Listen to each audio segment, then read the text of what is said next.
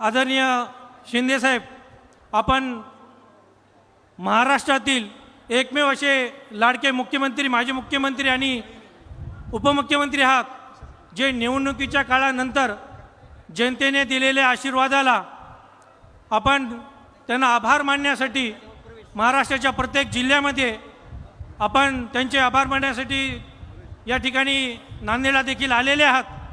निश्चितच साहेब, नांदेड जिल्ह्यामध्ये आपण जी काही जिम्मेदारी, जिल्ह्यामध्ये महायुतीच्या सर्वच्या सर्व आमदार तर निवडून आलेतच, पण आपण 3 उमेदवार जे शिवसेनेचे या ठिकाणी दिले होते त्यामध्ये आदरणीय बालाजीरावजी कल्याणकर, आदरणीय बोंडारकर, आमदार बोंडारकर, तसेच आदरणीय बाबूरावजी कोहाडीकर।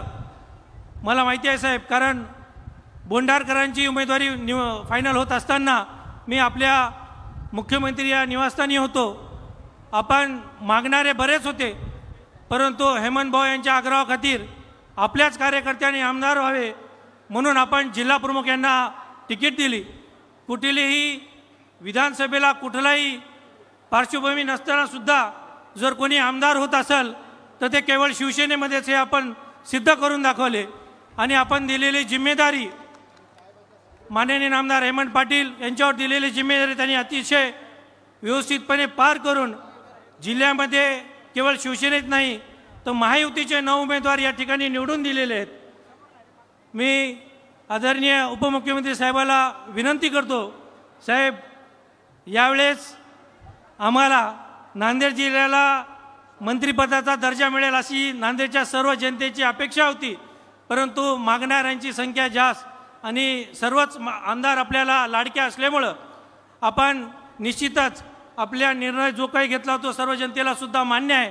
परंतु येणाऱ्या काळामध्ये या नांदेड जिल्ह्याला 9 महायुतीचे उमेदवार दिल्याबद्दल आपण नांदेड जिल्ह्याची ताकद वाढवण्यासाठी, कारण जिल्ह्यामध्ये शिवसेना अतिशय खंबीर आहे, आपण आम्हाला जर पाठिंबा दिला तर निश्चितच या जिल्ह्याच्या सर्व स्थानिक स्वराज्य संस्थेवर, मग जिल्हा परिषद असतील, महापालिका असतील, पंचायत समिती असतील, सर्व स्थानिक स्वराज्य संस्थेवर भगवा फडकवल्याशिवाय कुठली नांदेडचा शिवसैनिक राहणार नाही। आपण जी काही ताकद उमेदवारी देऊन आमच्या नांदेड जिल्ह्याला दिलेली आहे साहेब, नांदेड जिल्ह्यामध्ये बरेचसे विकासाचे प्रश्न आजही बाकी आहेत। जिल्ह्यामध्ये बरेचसे काही मोठे नेतृत्व झालेले आहे, बराचसा निधी मागच्या काळामध्ये आलेला आहे, पण तो आम्हाला अतिशय खंताने सांगावं वाटते। राजकीय द्वेष काढून नांदेड जिल्ह्याचा विकास अतिशय खुंटलेला आहे। आपण नगर विकास मंत्री असताना नांदेडला जो निधी दिला होता त्याच निधीचे रस्ते आज नांदेडच्या संपूर्ण शहरामध्ये आहेत आणि त्या निधीमुळेच आज चेहरामोहरा आपला बदललेला आहे। साहेब, आपल्याला विनंती करतो, जिल्ह्यातील विविध प्रश्न सोडविण्यासाठी आपण आम्हाला भरपूर अशी ताकद द्यावी। आपण जर ताकद दिली तर निश्चितच आम्ही ती ताकद आम्हाला आशीर्वाद समजून आणखीन आम्हाला बळ मिळेल व जिल्ह्यातील सर्व स्थानिक स्वराज्य संस्थेवर आम्ही भगवा फडकवल्याशिवाय राहणार नाही। मी आपला जास्त वेळ घेणार नाही, परंतु साहेबाला पुनश्च एकदा विनंती आहे, साहेब नगर विकास खात्यातून नांदेड शहराला विविध प्रश्न आजही बाकी आहेत, त्याच्यामुळे नांदेड शहराच्या विकासासाठी नांदेड शहरामध्ये जो नवीन भाग महापालिकेच्या अंतर्गत आलेला आहे त्याला गेली 40 वर्षे झाले, त्या भागामध्ये आज चालायला सुद्धा रस्ता नाही आहे। अशा बरेचसे विविध प्रश्न आपल्यापुढे मी मांडतो आणि आपल्याला एक निवेदन सुद्धा देतो।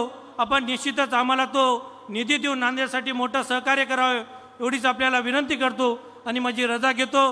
जय हिंद, जय महाराष्ट्र। धन्यवाद।